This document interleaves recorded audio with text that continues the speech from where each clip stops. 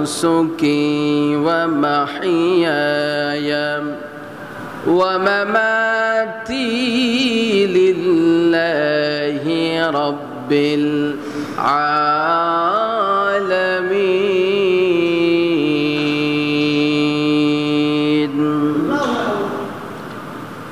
আল্লাহ পাক রব্বুল আলামিন বলেন, তোমার জিন্দেগি, তোমার মওত, তোমার হায়াত, তোমার রিজিক, তোমার নামাজ, তোমার কোরবানি যা কিছু আছে সব কিছু কেবলমাত্র আমি আল্লাহর জন্য, সব কিছু আমি মাওলার জন্য।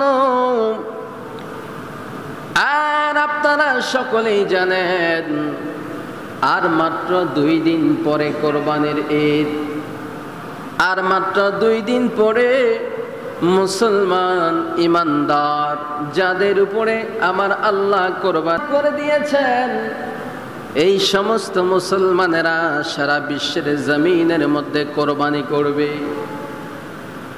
আর এই কোরবানির মাধ্যমে আমার আল্লাহ আমার মাওলাকে সন্তুষ্ট করবে। আমার প্যারা নবী, দো জাহানের বাদশা নবীর একজন সাহাবী, আমার প্যারা নবী দো জাহানের বাদশা নবীকে বলেন, ওয়ান যায়েদ ইবনে আরকাম قال قال رسول الله صلى الله عليه وسلم يا رسول الله ما هذه الأضاحي قال سنة أبيكم إبراهيم قالوا فما لنا فيها يا رسول الله قال بكل شعرة حسنة قالوا فالسوفوا يا رسول الله صلى الله عليه وسلم قال بكل شعرة من السوف حسنة رواه ابن ماجه আল্লাহর প্যারা নবী সাহাবী যায়েদ ইবনে আরকাম রাদিয়াল্লাহু তাআলা আনহু বর্ণনা করেন,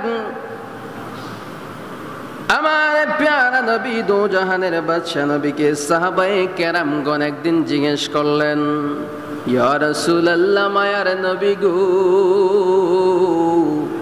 ও দয়ার নবী, মায়ার নবী, এই যে আমরা কোরবানি দেই, এই কোরবানিগুলা, আমাদের কোরবানিগুলা কি জিনিস? আমার দয়ার নবী, মায়ার নবী ডাক দিয়া কয়, সাহাবীরা রে, কোরবানি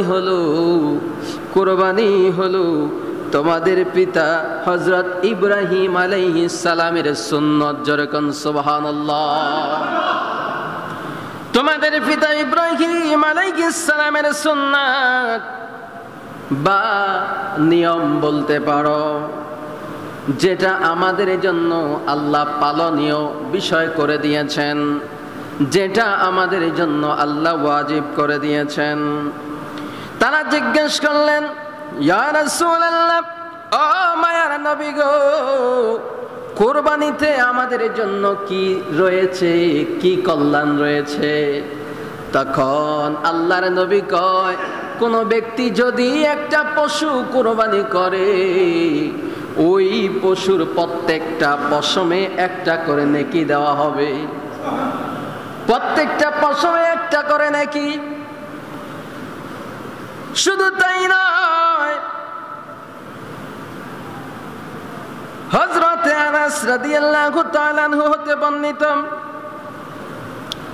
وعن أنس قال ضحى النبي صلى الله عليه وسلم بكبشين أملحين أفرنين ذهبهما بيده وسمى وكبر وضع رجله على صفاحمها فيهما متفق عليه। হযরত আনাস রাদিয়াল্লাহু তাআলা আনহু বলেন, আমার প্যারা নবী, দো জাহানের বাদশা নবী, সাদা এবং কালো রং মিশ্রিত বর্ণের শিং বিশিষ্ট 2টি দুম্বা বা ভেড়া কোরবানি করেছেন। 2টি দুম্বা বা ভেড়া কোরবানি করেছেন। আল্লাহর নবী দো জাহানের বাদশা, তিনি 2টিকে তার নিজ হাত মোবারক দ্বারা জবাই করলেন। জবাই করার সময় আল্লাহর নবী পড়লেন বিসমিল্লাহ, আল্লাহু আকবার বললেন। হযরত আনাস রাদিয়াল্লাহু তাআলা আনহু বলেন, আমি দেখেছি আমার পেয়ারা নবী পশুগুলাকে জমিনের মধ্যে শোয়াইয়া ওই পশুর বাহুর মধ্যে ওনার কদম দিয়া, ওনার হাঁটু দিয়া, পাও দিয়া চাপ দিয়া, মানে হাঁটু দিয়ে চাপ দিয়ে তারপরে জবাই করেছেন। সুবহানাল্লাহ। নবীজির দেখানো পদ্ধতিতে আমরাও কি করি? বাহু দিয়ে চাপ দিয়ে ধরি ওই মাথার একটু আগে, ঠিক কিনা, যেন এটা লড়তে না পারে সহজে। আল্লাহ রাসূল উম্মতকে শিক্ষা দিলেন এবং আমার প্যারা নবী দো জাহানের বাদশা নবী কুরবানি দিয়েছেন। একটি কুরবানি দিয়েছেন সমস্ত উম্মতের পক্ষ হতে। উম্মতকে নবী কত ভালোবাসেন, উম্মতকে নবী কত মায়া করেন। আমার নবী কুরবানি করেছেন। আমার নবী একটি পশু কুরবানি করে সাহাবায়ে কেরামদেরকে বলে, এ সাহাবীরা, আমার যেই সমস্ত উম্মতদের সামর্থ্য নাই কুরবানি দেওয়ার জন্য, তারা তো কোরবানির সওয়াব থেকে বঞ্চিত হবে। আমি নবী আমার সমস্ত উম্মতের পক্ষ থেকে পশু কোরবানি করে দিলাম। কত দরদি নবী, কত মায়ার নবী। বন্ধুরা আমার, বাবাজিরা আমার, কোন ধরনের পশু কোরবানি করতে হবে? হাদিস জাযাই মিনা, 6 মাসের পশু দিয়াও কোরবানি হবে যদি সেটা মোটা তাজা হয়। তবে উল্লেখ আছে দুম্বা বা ভেড়া, অন্য কোন কথা এখানে বলে নাই। এবার আসুন, গরু যদি আমরা জবাই করি, গরু যদি কোরবানি দেই, অনেকে দাঁত দেখে, অনেকে কি দেখে, কয়টা দাঁতছে, কয়টা দাঁত পড়ছে। হাদিস শরীফের মধ্যে কোরবানি পশুগুলার যেই নিয়মগুলা আল্লাহর রাসূলের মাধ্যমে আমরা জানতে পেরেছি। আল্লাহর নবী কয়, গৃহপালিত কমপক্ষে 1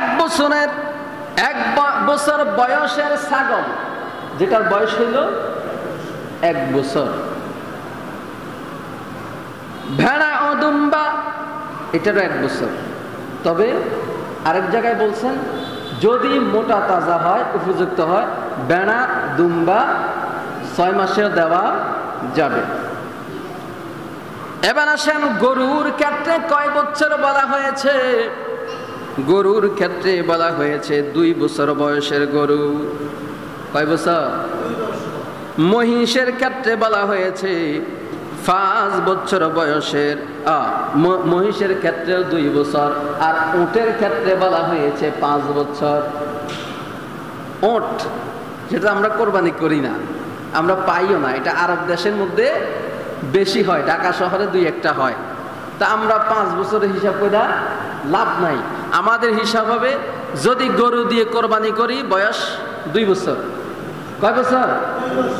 যদি মহিষ দিয়ে করি তাহলে 2 বছর। এখন আবার নতুন ফতুয়া শুরু হয়েছে, মহিষ দিয়া কোরবানি দেওয়া জায়েজ নাই। মহিষ দিয়া কোরবানি দেওয়া জায়েজ নাই। মহিষ তো একটা গৃহপালিত পশু, ঠিক কিনা? তো গৃহপালিত পশু যেহেতু আল্লাহ রসুল বলছেন যে মহিষ দিয়ে কোরবানি দাও, তুমি বলছো জায়েজ নাই, তো রসুলুল্লাহ থেকে যে বেশি বুঝবে সে তো কোনোদিন নবীর উম্মত হতে পারে না, ঠিক নেও? বন্ধুরা আমার, বাবাজিরা আমার, আসলে প্রকৃত পক্ষে কোরবানি করি আমরা দুনিয়ার জমিনে পশুর গলার মধ্যে চাকুটা লাগাইয়া, আল্লাহু আকবার বলে যখন চাকুটা লাগাইয়া দেই, পশুর গলা কেটে রক্ত বের হয়। আমরা মনে করি আমাদের বুঝি কোরবানি হয়ে গেছে, পশুটা জবাই করে ফেলেছি। আল্লাহ কয়, বান্দা বান্দিরা রে, তোমরা যে পশু কোরবানি করো, তোমাদের পশু কোরবানি, পশুর রক্ত আমি আল্লাহর কাছে যায় না। তোমাদের গোস্ত তোমরা নিজেরাই জবাই করে খাও, কিন্তু কোরবানি দাও আমি আল্লাহর নামে। গোস্ত কিন্তু আমি আল্লাহ খাই না, তোমরাই খাও। আমি আল্লাহ শুধু যেই জিনিসটা দেখি সেটা হইল আমার বান্দার তাকওয়া। আমার বান্দার তাকওয়া দেখি। কোরবানি করো তোমরা, গোস্ত খাও তোমরা, কিন্তু আমি আল্লাহ তোমাদের তাকওয়া দেখি। আমি আল্লাহ তোমাদের অন্তরটারে দেখি, দিলটারে দেখি। ও বান্দারা রে, কোরবানি করবা আমি আল্লাহর সন্তুষ্টির জন্য, যেমনটা করেছিলেন বাবা ইব্রাহিম আলাইহিস সালাম। ওনার সন্তানকে ডেকে বলতেছেন, ক্বালা ইয়া বুনাইয়া ইন্নী আরা ফিল মানাম, ইন্নী আরা ফিল মানামি আন্নী আযবাহুকা ফানজুর মাযা তারা। ক্বালা ইয়া আবাতি ফাআল মা তু'মারু সাতাজিদুনি ইনশাআল্লাহু মিনাস সাবিরিন। জোরে কোন মারহাবা। আমার আল্লাহ কোরআনুল কারীমের মধ্যে জানায়া দিলেন, আল্লাহ পাক রব্বুল আলামিন ইব্রাহিম নবীরে বললেন, ইব্রাহিম রে তুমি তোমার আপন বস্তু কোরবানি করো। নিজের সন্তান ইসমাইল আলাইহিস সালামকে যখন মায়ের কাছে যায় কয়, স্ত্রী রে আমার আদরের সন্তানকে সুন্দরভাবে সাজিয়ে দাও, দাওয়াত খাওয়ার জন্য যাব, ঘুরতে যাব। কিন্তু মায়ের মনের মধ্যে খবর হয়ে গেছে কোনো না কোনো কারণ আছে। মা সাজিয়ে দেয় আর আল্লাহর দরবারে ডাক দিয়া কয়, মাওলা গো আমার ইসমাইলকে তার বাবার সাথে আমি সফরের মধ্যে দিচ্ছি, দাওয়াতে দিচ্ছি। মাওলা গো আমার ইসমাইলকে আমি তোমার হাতে সুপর্দ করে দিলাম। আল্লাহর প্রতি যার বিশ্বাস আছে, আল্লাহর প্রতি যার ইয়াকিন আছে, ওই ব্যক্তিকে আমার আল্লাহ কখনো মাহরুম করে না, হতাশ করে না। এবার ইব্রাহিম নবী মিনা পাহাড়ের কাছে যাইয়া সন্তান ইসমাইলকে ডাক দিয়া বলে, ইসমাইল আমার আল্লাহ হুকুম করেছে তোমাকে আমি কোরবানি দেওয়ার জন্য, তোমাকে জবাই করার জন্য। তুমি কি রাজি আসনি? ইসমাইল ডাক দিয়া কয়, বাবা গো তুমি তো আল্লাহর একজন পয়গাম্বর, আল্লাহর পয়গাম্বররা কোনোদিন মিথ্যা কথা বলে না। তুমি যখন বলেছো আমার মাওলায় বলেছে, আমার আল্লাহ যদি আমারে কবুল করে আমার কোনো আপত্তি নাই। আমাকে তুমি সাতাজিদুনি ইনশাআল্লাহু মিনাস সাবিরিন, ধৈর্যশীলদের অন্তর্ভুক্ত আমারে পাইবা। আমি ধৈর্য ধারণ করে আমার আল্লাহর হুকুমটাকে পালন করতে চাই। এবার ইব্রাহিম নবী উনি সাথে ব্যাগের ভিতরে অথবা কোমরের মধ্যে বেঁধে একটা রশি নিয়ে গেল। যদি সন্তান রাজি না হয় জোর করে বাইন্দা তারে জবাই করা হবে। কিন্তু সন্তান যখন রাজি হয়ে গেল, জোর করে বাঁধার দরকার নাই, এমনিতেই তো রাজি, ঠিক নেই? আপনার আমার সন্তান রে যদি কই, বাবারে আল্লাহ স্বপ্নে দেখাইছে তোরে জবাই করার জন্য, কোরবানি দেওয়ার জন্য, আপনার ছেলে রাজি হইব নি? ছেলে উল্টা কইব, বাবা আমিও তো স্বপ্নে দেখছি আপনারে কোরবানি দেওয়ার জন্য, ঠিক নিও? কিন্তু পয়গাম্বরের ছেলে পয়গাম্বর, কোরবানি দেওয়ার জন্য রেডি, আল্লাহর হুকুম পালন করার জন্য জবাই শুরু করে দিবে। এমন সময় আমার আল্লাহ ডাক দেয়া কয়, জিবরাইল তুমি কই? কয় আমি আছি সিদরাতুল মুনতাহা। এই সিদরাতুল মুনতাহা পৃথিবীর জমিন থেকে কত উপরে, পৃথিবীর জমিন থেকে 14,000 বছরের রাস্তা। সুবহানাল্লাহ কি বলবেন না?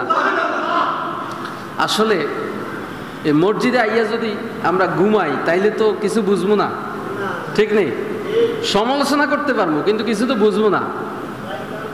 হ্যাঁ, নাহলে বালিশ নিয়ে আইতেইব মসজিদে, কি নিয়ে আইতেইব?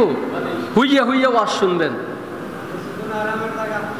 তার আমের জায়গা কইয়া যদি শুক্রবারও ঘুমাই আর এই মূল্যবান আজকে যে কিছু মাসলা মাসাইল আলোচনা করা হচ্ছে বা হবে, আমরা যদি এগুলো না বুঝি তাহলে তো চাকু চালাইতে হবে যে এই দিক দিয়ে না চালাই, যদি আরেক দিক দিয়ে চালাই লাভ হইব না, তো বুঝতে হবে। তো বন্ধুরা আমার, বাবাজিরা আমার, এবার জিব্রাইল কয় আল্লাহ আমি আছি সিদরাতুল মুনতাহা, পৃথিবীর জমিন থেকে 14,000 বছরের রাস্তা। মনে হয় রাস্তাটা খুব কাছে, খুব কাছে নেই। পৃথিবীর জমিন থেকে 14,000 বছরের রাস্তা, দূরে না কাছে? কত দূরে? আল্লাহ কয় জিব্রাইল আমার ইব্রাহিম আমি আল্লাহকে সন্তুষ্ট করার জন্য সন্তানের গলার মধ্যে চাকু লাগাইব। আল্লাহু আক বইলা ফেলাইছে, বার বলা বাকি আছে, বার খালি বার বলা বাকি আছে, গলায় চাপ দিব। আমি আল্লাহ তো তাকওয়া দেখতেছি, আসলে সন্তান কোরবানি করুক এটা আমি চাচ্ছি না, আমি চাচ্ছি তাকওয়া, আমি আল্লাহর হুকুম কিভাবে পালন করে। সুবহানাল্লাহ। যাও জান্নাত থেকে একটা দুম্বা দিয়া ইসমাইলকে সরাইয়া ওই চাকুর নিচে দুম্বা দিয়া দাও। 14,000 বছরের রাস্তা আল্লাহু আকবার বলবে, এই সামান্য একটু সময়ের মধ্যে জিব্রাইল জান্নাতে গেছে, জান্নাত থেকে আবার দুনিয়াতে আসছে। এই জন্য কিতাবের মধ্যে বলে পৃথিবীর জমিনে জিব্রাইল আলাইহিস সালাম যতবার আগমন করছে সবচাইতে দ্রুত গতিতে 3 বার আসছে। 3 বারের মধ্যে এটা 1 নম্বর, ইসমাইল আলাইহিস সালামকে কোরবানির সময়। এরপরে 2 নম্বরে আসছেন ইউসুফ আলাইহিস সালামকে যখন কুফার মধ্যে নিক্ষেপ করে ফেলছেন 70 হাত গভীর। 10 ভাই মিলে যখন রশি দিয়ে বেঁধে আস্তে আস্তে ফেলতেছে, এমন সময় একজন বলছে এত রশি খরচ করার দরকার কি, মেরেই যখন ফেলবো রশিটা কেটে দাও। রশি কি করো? কেটে দাও। রশিটা কাটতে গেছে, কাটতেছে আর সামান্য একটু বাকি আছে, পড়ে যাবে। আল্লাহ কয় জিব্রাইল যাও না কেন, আমার ইউসুফ নবীকে তোমার পাখার মধ্যে তুইরা যেন জমিনে না পড়ে, নিচে পড়ে যেন ব্যথা না পায়। জিব্রাইলের পিঠের মধ্যে 600টা নূরের পাখা, একটা পাখা পৃথিবীর এক প্রান্ত থেকে আরেক প্রান্ত। এই 600 নূরের পাখা যদি একবার উপরে তুলে একটা চাপ দেয় পাখির মতো, এক চাপে 1000 বছরের রাস্তা চলে যায়। ওই জিব্রাইল পৃথিবীতে 3 বার আগমন করছে দ্রুত গতিতে। 2 নাম্বার হলো ইউসুফ আলাইহিস সালামকে নিচে পড়া থেকে বাঁচানোর জন্য। 3 নাম্বার হলো আমার প্যারা নবী দো জাহানের বাদশাহ নবীকে যখন তায়েফের জমিনের মধ্যে তায়েফের যুবকেরা কাফের মুশরিকেরা পাথরের আঘাত করতেছিল, ওই মুহূর্তে মায়ার নবীর শরীর ক্ষত বিক্ষত হয়ে রক্তের ফোঁটাগুলা যখন শরীর বেয়ে বেয়ে জমিনের দিকে যাচ্ছিল, তখন আল্লাহ কয় জিব্রাইল তাড়াতাড়ি যাও, আমার বন্ধুর পাও মোবারকের মধ্যে রক্তের ফোঁটা চলে আসছে, জমিনে পড়তে যাত্রা পরিমাণ বাকি আছে, জমিনে রক্তের ফোঁটা পড়তে দিও না। আমার বন্ধুর রক্তের ফোঁটা যদি জমিনে পড়ে এই তায়েফের জমিন উল্টে ধ্বংস হয়ে যাবে। নবীরে মানুষে না চিনে না, জমিন তো চিনে, ঠিক নেই? মানুষ নবীরে চিনে না। আল্লাহ কয় যাও না কেন রক্ত মুছে দেওয়ার জন্য? জিব্রাইল কয় আল্লাহ আপনি চাইলে তো ওই কাফের মুশরিকদেরকে মুহূর্তে ধ্বংস করে দিতে পারেন। আল্লাহ কয় কেন করি না জানো? ও জিব্রাইল আমার বন্ধুর সাথে আমি আল্লাহ ওয়াদাবদ্ধ, আমার বন্ধু আমাকে ওয়াদা করাইছে, মাওলা মাওলা গো আমি নবী যতক্ষণ আপনারে না বলবো ততক্ষণ পর্যন্ত আমার উম্মতের উপরে গজব দিও না। আমার বন্ধু না বলা পর্যন্ত তো আমি আল্লাহ গজব দিব না। এই জন্য কি করো? রক্তের ফোঁটা জমিনে পড়তে দিও না। আমি আল্লাহ গজব দেব না, ঠিক আছে, কিন্তু মাটি তো সহ্য করবে না।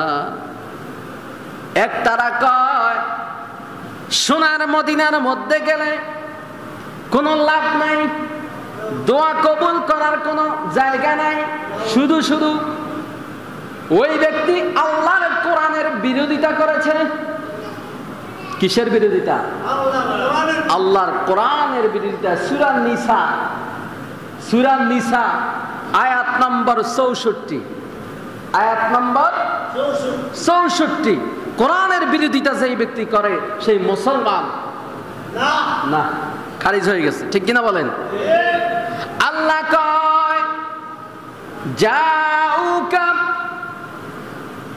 তোমরা গুনাহ করার পরে, তোমরা আমি আল্লাহর সাথে অপরাধ করার পরে, গুনাহ করার পরে তোমরা যখন বুঝতে পারবা, তোমরা লজ্জিত হইবা।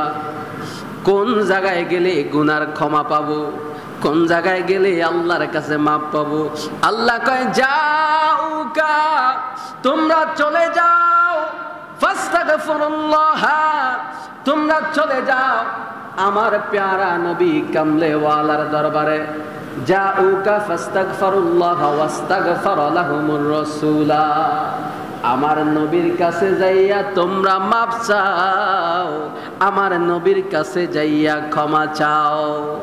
ওয়াস্তাগফার লাহুমুর রাসূলা লাওয়াজাদুল্লাহা তাওয়াবার রহিমা, আমার বন্ধু যদি তোমাদেরকে কবুল করে আর আমার নবী যদি তোমাদেরকে কবুল কইরা আমি আল্লাহর দরবারে একটু সুপারিশ কইরা দেয়, আমি আল্লাহ তো তোমাদেরকে মাফ করে দিব। তো তুমি যে কইলা দোয়া কবুল হবে, মদিনায় গেলে দোয়া কবুল হবে না, আল্লাহ যে কয় মদিনায় যাও, রসুলের কাছে ক্ষমা চাও, রসুল যদি আমাকে বলে কাজ হয়ে যাবে। সুবহানাল্লাহ বলেন না? ও বন্ধুরা আমার, বাবাজিরা আমার, কোরবানি করি আল্লাহকে সন্তুষ্ট করার জন্য, কোরবানি করি আমার মাওলাকে সন্তুষ্ট করার জন্য। আল্লাহ কয় আমি সন্তুষ্ট হয়ে যাই, তারপরে তোমাদের গোশত তোমরাই খাও। ঠিক নেই? এবার আসেন, আমার আল্লাহ ইরশাদ করেন পবিত্র কোরআনুল কারীমের মধ্যে, وقال تعالى لن ينال الله لحومها ولا دماؤها ولكن يناله التقوى منكم। এতক্ষণ যেই কথা বলেছি সেই কথার দলিল এটা। আল্লাহ কয় তোমাদের তাকওয়া আমি দেখি, তোমাদের গোশত খাই না, তোমাদের রক্ত আমি নেই না। আম্মা জান আয়েশা রাদিয়াল্লাহু তাআলা আনহা হতে বর্ণিত, আমার প্যারা নবী দো জাহানের বাদশা ডাক দিয়া বলেন, ওয়ান আয়েশা আন্না নবিয়্য সাল্লাল্লাহু আলাইহি ওয়াসাল্লাম قال ما عمل ابن آدم يوم النحر عملا أحب إلى الله عز وجل من هراقة دم وإنه ليأتي يوم القيامة بقرنها وأزلافها وأشعارها وإن الدم ليقع من الله عز وجل بمكان قبل أن يقع الأرض فطيبوا بها نفس رواه ابن ماجه। ইবনু মাজাহ শরীফের মধ্যে আম্মা জান আয়েশা রাদিয়াল্লাহু তাআলা আনহা বর্ণনা করেন, আমার প্যারা নবী দো জাহানের বাদশা নবী আদম সন্তানের কোরবানির দিন, কোরবানির চেয়ে আল্লাহর নিকট অধিক প্রিয় আর কোনো আমল নাই। কোরবানির দিন কোরবানি ব্যতীত অন্য কোনো আমল আল্লাহর কাছে এত প্রিয় নাই। কোরবানির মধ্যে যে সওয়াব রয়েছে, সুবহানাল্লাহ বলেন। আল্লাহর নবী দু জাহানের বাদশা আরো বলেন, কিয়ামতের ময়দানের দিন আল্লাহ তাআলা কোরবানির পশুকে তার যে মাথার মধ্যে শিং ছিল, তার যে পায়ের খুর ছিল, একটাও আল্লাহ ফেলে দিবে না। দুনিয়ার জমিনে আমরা শিং ফেলে দেই কাইটটা, এটা আমাদের কাজে লাগে না, ঠিক নেই? পায়ের খুরটাকে কেটে ফেলে দেই, কিন্তু আমরা দেখছি এটা নষ্ট হয়ে গেছে, পচে গেছে। আল্লাহ কয় সেই হাসরের ময়দানে এগুলাকেও আমি হাজির করব, এগুলাকেও আমি হাজির করব। খুর এবং তার পশম সমূহ, শরীরের মধ্যে যতগুলা পশম রয়েছে, এই সমস্ত পশমগুলা শুধু পশম নয়, তোমরা দুনিয়ার জমিনে কোটি কোটি বছর আগে পশু জবাই করছো, রক্ত মাটির সাথে মিশে গেছে, সেই রক্তকেও আমি আল্লাহ হাজির করব, সেই রক্তকেও আমি আল্লাহ হাজির করব। আর এই কোরবানির রক্ত জমিনের মধ্যে পতিত হওয়ার পূর্বেই আমি আল্লাহর নিকট তোমাদের কোরবানি কবুল হয়ে যায়, কোরবানি কবুল হয়ে যায় রক্ত জমিনে পড়ার আগেই, যদি সেই কোরবানি হালাল হয়ে থাকে। হালালের কথা কেন আসছে? আমরা অনেকে একা কোরবানি দেই, সামর্থ্য আছে, অনেকে 3 জনে দেয়, অনেকে 5 জনে দেয়, অনেকে 7 জনে দেই। 6 জনের টাকা হালাল, 1 জনের টাকা হারাম, বাকি 6 জনের কোরবানি হইবনি? কথা কইয়েন, হইবনি? 5 জনের টাকা হালাল, 2 জনের হারাম, হইবনি? যাদের সাথে আপনি ভাগে কোরবানি দিতেছেন তাদের টাকাগুলা হালাল হইতে হবে। হালাল টাকা দিয়ে কোরবানি দিলে আল্লাহর দরবারে কোরবানি কবুল হয়ে যাবে। তাহলে হালাল দিয়ে দিতে হবে না হারাম দিয়ে দিতে হবে? এখন যদি কেউ মনে করে কোরবানির তো অনেক ফজিলত, যে কোরবানি দিলে হাসরের ময়দানে এত এত সুবিধা পাবো। এক ব্যক্তি হুজুর ওয়াজ করতেছে যে কোরবানির অনেক ফজিলত, তুমি রাত্রিবেলা একজনের বাড়ি থেকে গরু চুরি করে কোরবানি দেওয়ার জন্য রওনা দিছে। কি করে?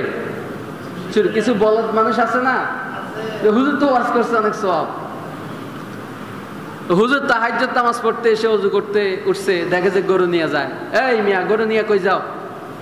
কয় হুজুর আপনি না ওয়াজ করছেন কোরবানিতে অনেক ফজিলত রয়েছে, এই জন্য গরু চুরি করে কোরবানিতে যাচ্ছে। আরে মিয়া, চুরি করার কোরবানি তো আমি বলি নাই, যে চুরি করে গরু নিয়ে কোরবানি দিলে সওয়াব হবে, এটা তো আমি বলি নাই। কয় হুজুর আমি একটা জিনিস হিসাব করে দেখলাম যে কোরবানিতে যেই পরিমাণ সওয়াবের ওয়াজ আপনি করছেন, আমি চিন্তা করে দেখলাম সওয়াব আর গুনাহ দুইটা দুই দিকে রাখলাম, সওয়াবের তুলনায় গুনাহটা কম। এই কোরবানি চুরি করে নিয়ে কোরবানি দিয়া যে সওয়াবটা হইব, ওই গুনাহ এটার নিচে সাফা পড়ে যাইব। এরকম বুঝলে হবে না, বুঝতে হবে যে আমাদের হালাল অর্থ দিয়ে, হালাল উপার্জন দিয়ে কোরবানি করতে হবে। কোরবানি করার পরে যারা এটার প্রকৃত হকদার তাদেরকে কোরবানির গোশত বন্টন করতে হবে, ঠিক নেই? কোরবানির গোশত আগে তো মানুষের ফ্রিজ ছিল না, এখন যে কথাগুলো বলবো মাসলার কথা বলবো। আগে তো মানুষের ফ্রিজ ছিল না, গোশত কেউ অনেকে চুলার মধ্যে রেখে গরম করে করে কয়েকদিন রেখে খেত, ঠিক নেই? এখন আমি আপনাদেরকে আজকে একটা প্রশ্ন করব, বলেন তো কোরবানির গোশত কয়দিন রাখা যায়? এটার কোনো সীমা আছে? আমি প্রশ্ন করছি, আপনারা জানা থাকলে বলেন, কোরবানির গোশত কয়দিন রেখে খেতে পারবেন? আচ্ছা না, আমি তো প্রশ্ন করছি, আপনারা বলেন। আচ্ছা, কবির ভাই বলছে, আরে দূর ভুলে গেছে, ওসি ভাই একটা সীমানা দিছে 7 দিন, 10 দিন, 15 দিন। হাদিস শরীফের মধ্যে আল্লাহ রসুল বলছেন কোরবানির গোশত সেই আমলের কথা বলছি। এই আমলে তো ফ্রিজ বাইর হয়েছে অত্যাধুনিক ভাবে, যে আমরা ফ্রিজে চাইলে 1 বছর 2 বছরও গোশত রাখতে পারি। আল্লাহ রসুল সাহাবায়ে কেরামদেরকে বলছেন, তোমরা গোশত বন্টন করে দাও, তোমরা খাও এবং সংরক্ষণ করে রাখো। কতদিন? সীমানা নাই। কিভাবে রাখতো তখন? তারা রাখতো ওই যে রোদের মধ্যে শুকাইয়া। কিসের মধ্যে? রোদের মধ্যে শুকাইয়া, কারণ তখন তো ফ্রিজ ছিল না। রোদের মধ্যে শুকাইয়া শুকনা করে গোশতটা অনেক দিন পর্যন্ত রাখতো। এটা আল্লাহ রসুলের হাদিস, ফতোয়া আলমগীরের মধ্যে। সুবহানাল্লাহ বলেন। তাহলে গোশত অনেকে বলে না 3 দিন বড় লোকেরা ফ্রিজে ঢুকিয়ে রাখে, তাদের ভাগেরটা যদি তারা 1 বছর ঢুকিয়ে রাখে, এটা কোনো কি নাই, সমস্যা নাই। আচ্ছা, এবার আসেন, কোরবানির গোশত আপনি গরিব মিসকিনদেরকে দিবেন, গরিব মিসকিনদেরকে দিবেন, যারা অনেকে 1 বছরও গরু গোশত চোখে দেখে না, আবার অনেকে দেখে খুব কষ্ট করে খেতে হয়, তাদেরকে দিবেন। এবার বলবেন, হুজুর আমাদের দেশে তো অনেক জায়গায় পাড়া প্রতিবেশী হিন্দু আছে, কি আছে, অমুসলিম। আমি বলছি না তাদেরকে গোশত দিতে হবে, আমি মাসলার কথা বলছি। যেমন আপনার পাড়া প্রতিবেশী একজন হিন্দু, সে গরু গোশত খায়, সে কি খায়, গরু গোশত খায়, সে অনেক গরিব। এখন আপনি দেখছেন যে আমার পাড়া প্রতিবেশী হিসেবে আমি তাকে একটু গরু গোশত দেওয়া লাগে, সেও খায়, তখন আপনি কি করবেন, মন চাইবে একটু দেই, ঠিক কিনা, মন চাইবে একটু দেই, যদি আপনি দেন এতে আপনার অসুবিধা হবে না, কিন্তু কিন্তু আছে, কি আছে, মানবিক কারণে, আপনার সমাজের কারণে আপনি দিলেন, কিন্তু আপনার কোরবানির আদবের খেলাফ হবে। কি হবে, আদবের খেলাফ হবে। এই আদবের খেলাফ মানে এটা মাসলা আর কি, এটা করতে বলছি না। এই জন্য অনেকগুলা জটিল কঠিন মাসলা আছে, আমরা এগুলো অনেকে বুঝি না। কোরবানি করার সময় যে পশু আমরা জবাই করি, চাকুটা জবাই করতে করতে করতে করতে এটা যে একটা এই হাড় আছে, গোল একটা হাড় থাকে না, এই হাড় পর্যন্ত যখন পুষে যায়, নিয়ম হলো হাড়ের মধ্যে যেন আঘাত না লাগে, হাড়ে যেন আঘাত না লাগে। তা আমরা তো অনেকে জবাই করে হাড় পর্যন্ত নিয়ে এরপরে ওকে গুতা দাও, কি করো, হাড়ের মধ্যে গুতা দিয়া যা দম তাড়াতাড়ি বাইর হয়ে যায়, এটা করা যাবে না। আর পশু যখন কিনতে যাবেন, ভালো করে লক্ষ্য করে দেখবেন যে এটার মধ্যে কোনো খুদ আছে কিনা, এটার শিং কি 2টা না ভাঙ্গা গেছে, না পায়ের মধ্যে সমস্যা আছে, শরীরের কোনো অঙ্গ প্রত্যঙ্গের মধ্যে সমস্যা আছে, একেবারে ফিউর পশু জবাই করতে হবে, বুঝতে পারছেন। এবার মনে করেন আপনি একটা গাই গরু কিনছেন, কি গরু, গাই গরু কিনা ফেলাইছেন, অথবা আপনি গাই গরু কোরবানি দেওয়ার আপনার শখ, আপনি বাড়িতে এনে কোরবানি দিলেন, জবাই করে দেখলেন পেটের মধ্যে বাচ্চা, পেটের মধ্যে কি বাচ্চা, এখন আপনি কি করবেন, কোরবানির পশুর পেটের মধ্যে বাচ্চা পেয়ে গেছেন, এখন সমাধান কি হবে, সমাধান হলো ওই বাচ্চাটা পেটের থেকে বের করে এটাকে জবাই দিবেন। এটা কি করবেন, জবাই দিবেন, দেওয়ার পরে ওটা থেকে 1 টুকরা মাংস, 1 টুকরা গোস্ত ওখান থেকে নিয়ে আপনার মূল গরুটার গোস্তের সাথে মিশিয়ে দিবেন, বুঝতে পারছেন। তো এইভাবে অনেকগুলা মাসলা আছে। তা আমরা তো আসলে আরেকটা কথা বলি যে কোরবানি যে আমরা করি, অনেকে নামের উপরে করে, যে অমুকের নামে কোরবানি, তমুকের নামে কোরবানি। কোরবানি কারো নামে, দুনিয়ার কোনো মানুষের নামে দেওয়া জায়েজ, কোরবানি শুধু কার নামে, আল্লাহর নামে। কার নামে, আল্লাহর নামে। আমাদের প্রিয় নবীজি, দোজাহানের বাদশাহ নবী আমাদেরকে শিখিয়েছেন। অনেকে আবার নবীর নামে কোরবানি দেয়, নবীজির নামে আমি একটা কোরবানি দিলাম, আছে অনেকে, কিন্তু না, কোরবানি হবে কার নামে, আল্লাহর নামে, কিন্তু তরফ থেকে হবে। যেমন ওসিমউদ্দিন ভাইয়ের পক্ষ থেকে আল্লাহর নামে কোরবানি, ওই জলিল সাহেবের পক্ষ থেকে আল্লাহর নামে কোরবানি। এইভাবে নাম দিতে পারবেন যে আমার বাবার পক্ষ থেকে আল্লাহর নামে কোরবানি, পক্ষ থেকে, কিন্তু কারো নামের উপরে কোরবানি হবে না। এই বিষয়গুলো খেয়াল রাখবেন। আর জুমার দিন আপনারা চেষ্টা করবেন একটু আগে আসতে, নাকি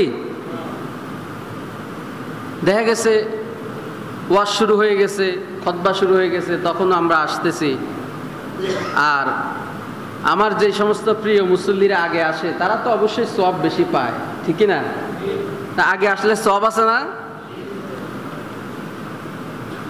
কি কি কাজ করলে আগে সওয়াব পাওয়া যাবে সেটাও আমরা বুঝে নিতে হবে। আমি ধরেন আগে মসজিদে চলে আসলাম সোয়াবের জন্য, যে একটা উট কোরবানি দেওয়ার যে সোয়াব, সেই সোয়াব আমার আমলনামায় লেখা হবে। আমি সবার আগে চলে আসছি, আইয়া মসজিদে হইয়া রয়েছি, তাইলে হইব?